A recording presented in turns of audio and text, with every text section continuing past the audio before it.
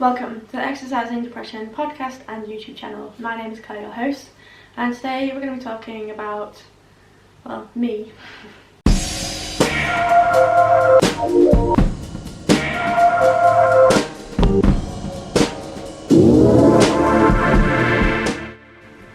couple of housekeeping things. As always, my cat is here. She is just getting on her little beanbag, so that's probably what you can hear.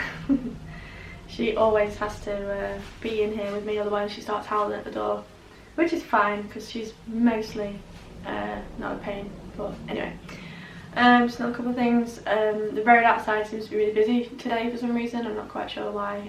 So it's quite loud, and there are a few bits and pieces going on in my house at the moment with various things that I may or may not get into. Which means there may be some background noises, so sorry about that. I do try to pick my moments when I record for when it's just a little bit quieter, but there are 5 of us in this house and we are in lockdown and we have various things that we do, so I can't really expect everyone to be silent, really. I already expect or ask them to be super quiet when I'm recording for work. I don't feel like I can really ask them to do it on podcasting, even though I probably should, but anyway. Yeah, I said today I was talking about me. These are just things that I've been thinking about and struggling with recently. It's just, I'm probably going to label this one like, who am I? And that sounds so dramatic, and it doesn't mean to be dramatic, but it's basically just, it's kind of how I'm feeling at the moment. You may or may not know I have borderline personality disorder. A lot of people seem to have that at the moment, well, not at the moment, but you know, in life, and it's quite a difficult thing to live with, and one of the things that I really struggle with is disassociation, and a lack of sense of self. I find it really hard when people ask me to talk about myself or say something interesting about myself, or you know, when it's like team building things or whatever, and sort of go around the room and tell something interesting about yourself. I find it very difficult because I have a very I have a very diminished sense of self. It's really hard to explain. Those of you who do listen to this and do have BPD, you probably maybe know what I'm talking about. I don't know, but just during this lockdown, being in this house, it's been very difficult for me for various reasons, but this is one that I'm going to talk about today. Another thing actually that's come up, which is really weird, is I am sort of diagnosed with OCD. I have a very mild case, in inverted commas, whatever that means.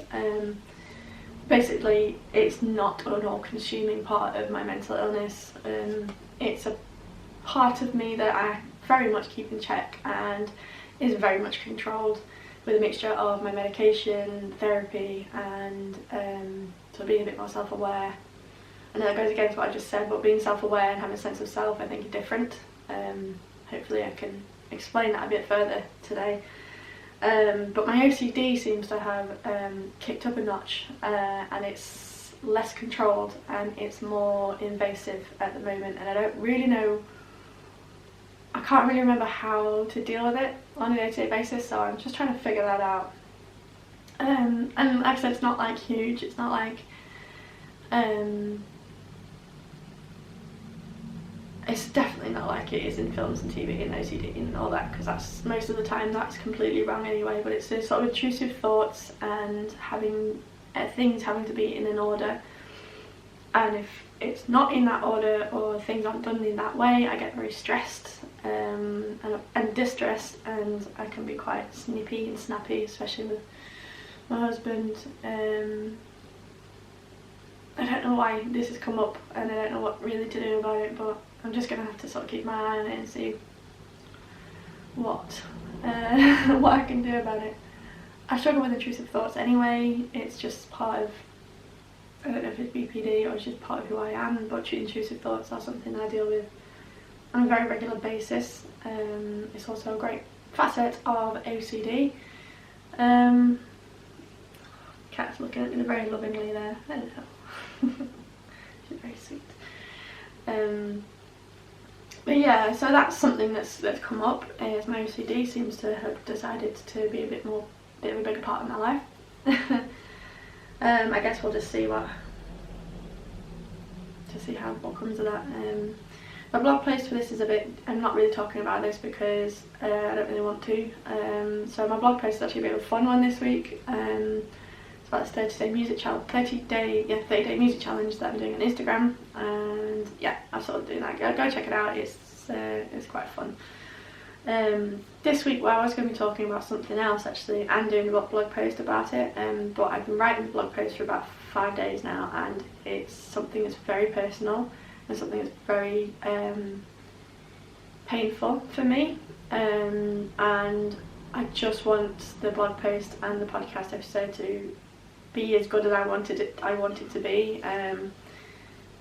It's not a secret. It's basically about losing a hero of mine, and the death of, I've mentioned him before, like Chester Bennington, singer from Linkin Park, who killed himself in 2017. That's a huge issue for me. It's a huge subject for me on many different levels. And I was writing the blog post and I was really struggling with it.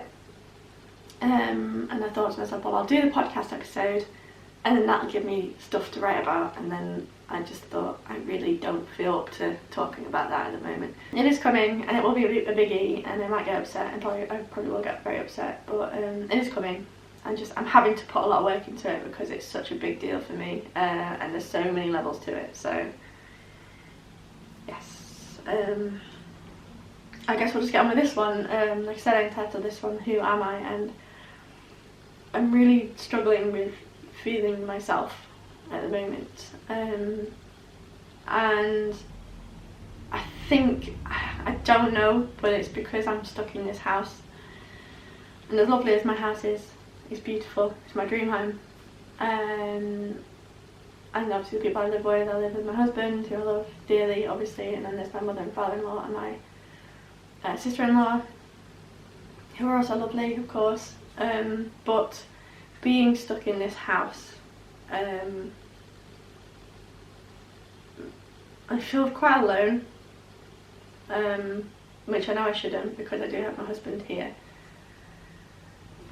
there's always been a slight feeling of me and them in this house. It's never been anything that's been a huge deal, really. There's been a few instances where it's been a bit stressful for me, but I'm really feeling it at the moment.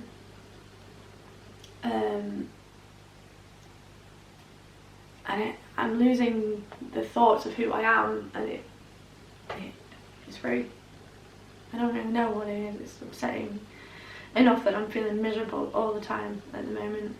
And I don't really know what to do about it. So usually I see my mum every day. We go to the gym, we hang out, go for lunch, go to the pub, that kind of thing. And it's not just seeing my mum, who's obviously my family, it's being outside and doing the things I really enjoy doing, and being in social, being in places that's got people that I can talk to and stuff, and it's really weighing me down. Like, what is it that kicks this off? I can't remember what it was. I was doing my makeup this morning or something, and it's all about eyebrows, which sounds so strange. But we noticed my eyebrows are a bit darker than they usually are, but I have this pomade that I have for my eyebrows when it's a bit lighter. I actually don't like the way it looks on camera, so that's why I've kind of done it in dark, but this is the dark eyebrow look I go for when I'm working. I have my work eyebrows, which are these darker eyebrows. But the pomade I usually use, a light one, is running low, and I don't want to run out of it because I don't think you can buy it anymore. But also my hair, like, I know it's first world problems, but obviously my hair isn't as lovely as it usually is. I usually get my hair done by my mother, you know, once a month or whatever, and it's topped up being dark blue. I get my roots done, and you know, this look doesn't really bother me, it really doesn't, but But it's also like the things I wear. Today's the first time I've worn an actual t-shirt that has anything to do with anything that I like. It's a Bride of Frankenstein t-shirt, which I love. Bride of Frankenstein is like my favourite horror, like my favourite horror film, my favourite horror character. I just really love her. I don't know why, I just really do. My blog's called Mrs. Monster's blog, and that's kind of where that came from, like Mrs. Monster, Mrs. Frankenstein. I love Frankenstein, it's one of my favourite things ever.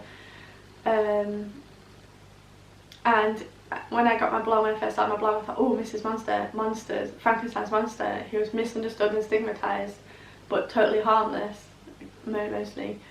But, oh, Mrs. Monster, well that's me, because I'm a Mrs. and I like my monsters, and I have mental health problems, which is stigmatised and misunderstood. I thought it was really clever. I did think about maybe changing my blog name to match the podcast and the YouTube channel, but just couldn't let go of Mrs. Monster. It's just something I felt dead clever when I came up with it, so I'm going to keep it. So I don't think it's going to be too confusing, but so yeah, so sorry, massive segue there, but I'm wearing a Bride of Frankenstein t-shirt that I love, but I've just been like wearing a uniform of leggings and baggy tops, leggings and baggy tops, or leggings and strappy tops with a plaid shirt. And that's not really what I wear every day. I looked in my wardrobe the other day and it's just full of lovely clothes that I usually wear, dresses and jumpers and tops, skirts, because there's no point at the moment because we're in lockdown, so I'm not going anywhere. Like, I put makeup on not every day, but I put a bit of makeup on every day. I usually do my makeup when I'm working, and I'm doing this podcast, and when I go out shopping, which is once a week. That's it. Like, this sounds like I'm just like whinging about not being able to put makeup on, put nice clothes on, but it's not. It's so much more than that. Not being able to be me, I'm feeling really lost. And I don't really feel like me, and it's really making me miserable. Like, I wake up in the morning, I'm like, why even bother like getting up? And I said it like being in this house, and that's no slight on the people I live with, of course it isn't. But the feeling that the gap is me and them is getting bigger and bigger, because they're so lucky because they're with their families. Well, most of their family, like they live with their parents, their siblings. As the only one who in this family doesn't live here is my other sister-in-law, who lives in Derbyshire. So it's not like that, you know, it was me and them. But like, I just don't know how much they appreciate that they're in this together. And I know, obviously, I'm part of their family. I know I am. I'm not saying I'm not. It's just really hard not having that connection with my own family, and seeing the connection that they have and all the time that they're getting to spend together. And sometimes it does feel like they spend their time with each other doing things that I'm not involved in. And that's not through like exclusion, it's just things that I'm not involved with. And at the moment that really seems to be just perpetuating this feeling and making this feeling bigger and bigger, me and them.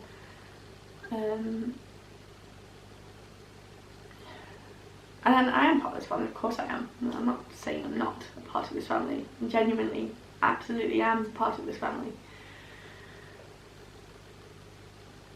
I just feel a bit two-dimensional. I don't really feel like myself.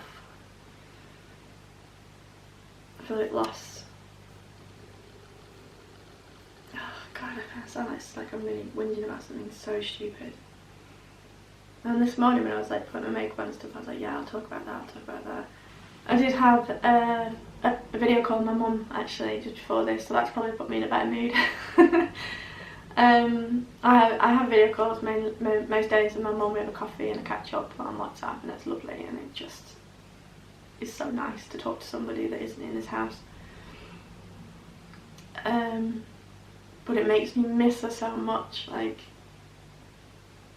I've seen her a couple of times, like she's driven up to my house to drop things off or something, and I've seen her physically. Like, I went shopping on Tuesday and she was in the line in front of me in waiting to go into a shop, and we stood there for 10 minutes and was chatting. It was absolutely amazing. But I can't hug her, and I'm not a huge hugging person. I don't really do physical affection with people outside of my family. But my mum, I hug her every day. And it just really upsets me that I can't have that closeness with my mum, the physical closeness with my mum, because she means so much to me. She's my best friend. We spend so much time together, and I really miss her. And I know I get to talk to her like every day on the phone, and like we do video calls, and on Fridays me and my sisters and my mum and my dad have an online pub where we have a couple of drinks on the video chat, and that's great. I mean, I'm actually speaking to my younger sister more than I usually do in that respect, just because she's got a 2-year-old and she's not great at sort of keeping in touch anyway. In that respect, like, I make it sound like she doesn't. She's a very busy person. We talk on WhatsApp all the time, but actually chatting we don't do very often. And I get to talk to my family most of the time. You know, my twin sister, she rings me quite often. Usually when she's out somewhere without her kids. She's got 2 small kids too. But it's the lack of connection with them that I'm really missing. And it's just making me feel like I don't know who I am anymore, because I don't feel like I'm being myself.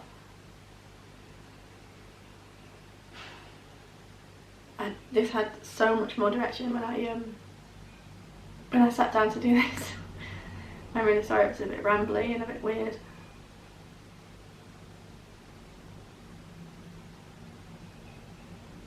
I feel really alone in this house, even though I know I've got my husband, but it's different.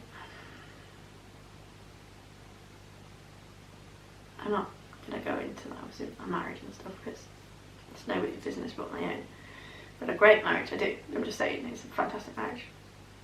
And so we have a few upsets and things, but it's just going to sound so selfish.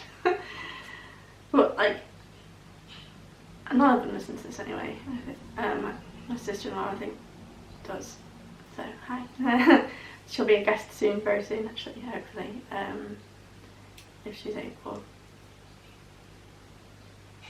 Yesterday, like, I take metrazapine, and it knocks me out at night, which is excellent because I don't wake up in the night and I sleep very well. But I struggle to get up in the mornings because it affects me so much. It takes me like a good hour to like properly actually wake up, not just sort of get out of bed, but actually be awake. Which sometimes means I sleep in a little bit, sort of like 9ish. Not all the time, you know. If I start waking up early enough, I can be up when I need to be, obviously. But my husband's an early riser, as is everybody else in this house, and it's really hard actually, because like I want to be up in the mornings, like early, but my body takes it. It's what the medication does to me. Unfortunately, that's just the facts of it. But so I woke up yesterday morning.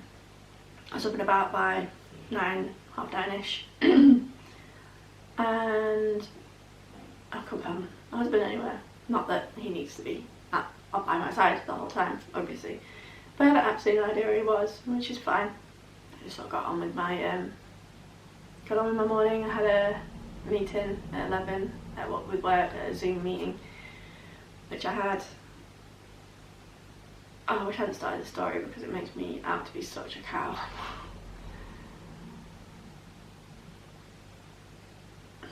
basically I didn't see or spend any time with my husband hardly at all yesterday until it got to about 5:30 in the evening when we do our workouts.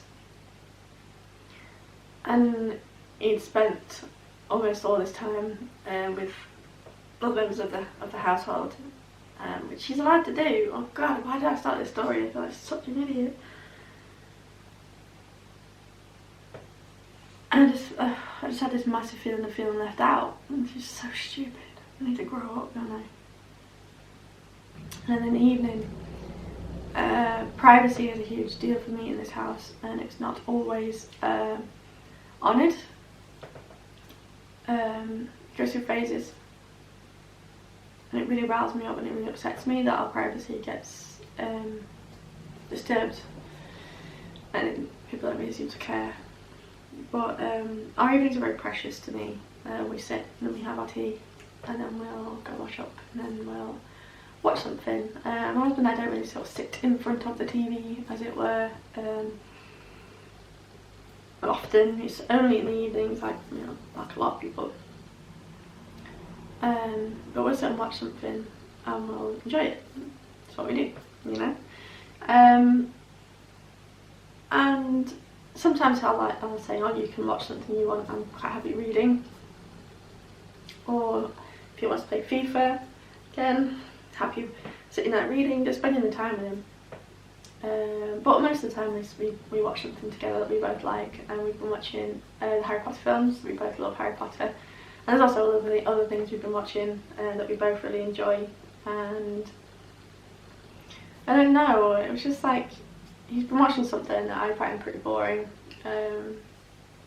It's fine, it's just like a period thing, and he likes that kind of thing, and I don't hate it, but it's not really my kind of thing.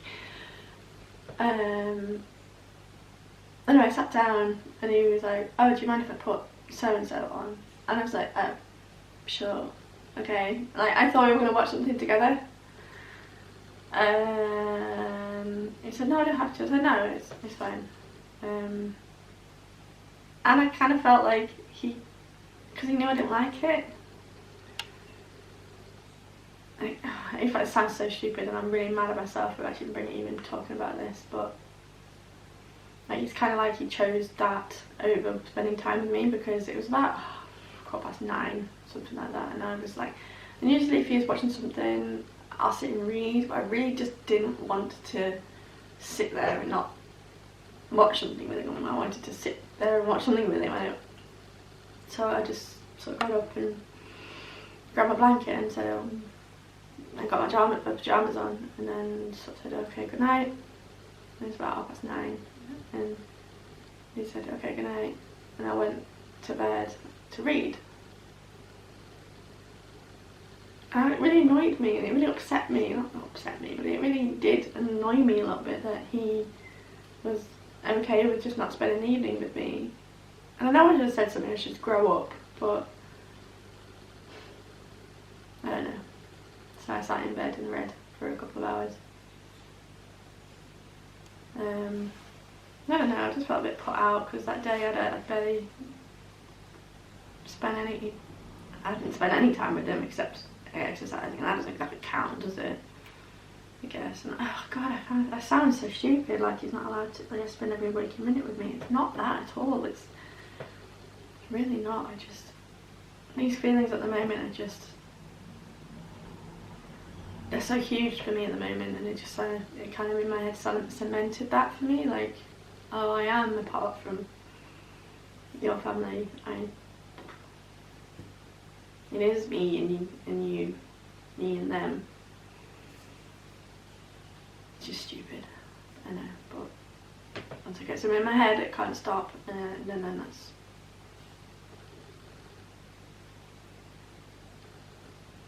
Even saying it out loud and thinking how stupid I was, it's still, thinking back at it, I'm really upset by that. And I should just grow up. Hindsight's a wonderful thing, isn't it? I just feel really alone at the moment. I really miss my family.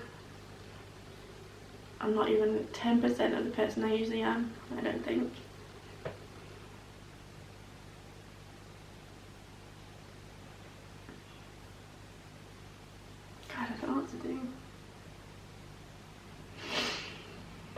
I'm sure I'll just get over this because I usually have to do that anyway. Just get over it and deal with it by myself, because this is another thing, like I have all these intrusive thoughts and these delusions and paranoid thoughts, and then sometimes they turn out, you know, they end up with arguments with my husband, and I wish he understood me a bit more. And that's making me sound like such a bitch, I know, but like I'm friends with, I follow a lot of people and talk to a lot of people on Twitter who also have BPD, and some of their partners like know BPD really well, and they understand when they have these like delusions and these explosions of emotion and these intrusive thoughts. And I've asked him so many times to read this book that I got him about it, just because if he understood what I have to deal with every day, it would make it so much easier. That I don't have to get into an argument with him about it every single time, because I feel like I have to school him on what it is that I have to deal with every day. And he says that he'll read it, and he does for about a day. He'll have the book out and it'll always be turned to the same page.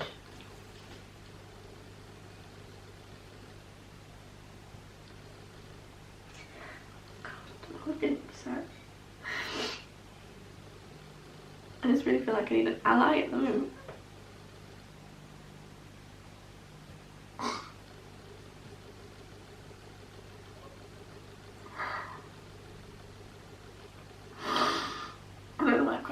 So upset, I'm really sorry.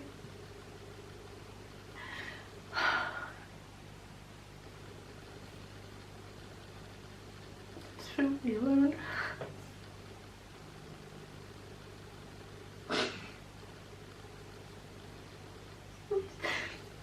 It's not like I can turn this off, like I can't stop having BPD and I can't stop suffering all these stupid things, and I know it's stupid, but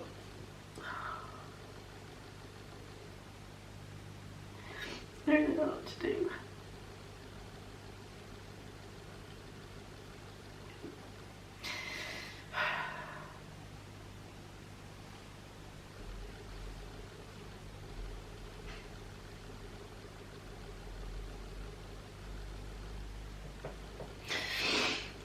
Sorry. Wow. I wasn't expecting that. And I'm not really usually crying about things. Not really a crying person. Not really. Right, I think I have to leave this here because I'm worn out. I don't think I really talked about properly what it is that I wanted to talk about, but yeah, that's me at the moment. I have no idea who I am, and I feel really alone.